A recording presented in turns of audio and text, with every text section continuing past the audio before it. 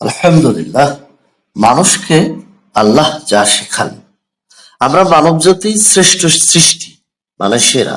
কিন্তু কেন শ্রেষ্ঠ, কেন সেরা, তা আমরা জানি কি? কয়জন জানি? আল্লাহ তাআলা মানুষকে শিখিয়েছেন যা সে জানতো না।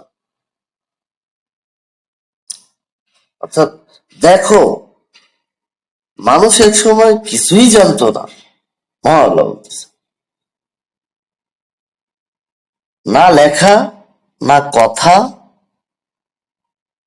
না কোনো কিছু বলা, না চিন্তা করা, কোনো কিছুই জানতো না।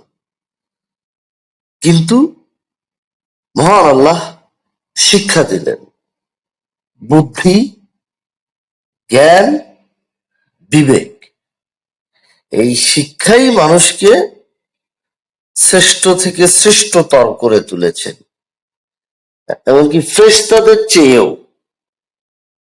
অতএব যে শিখে জ্ঞান অর্জন করে সে আল্লাহর অধিক প্রিয়, অত্যন্ত প্রিয়। যে শেখায় সে নবীদের উত্তরসূরি। আমরা শিখব, চিন্তা করব, আর অন্যদেরও শেখাবো। এটাই ইকরা এর প্রকৃত অর্থ।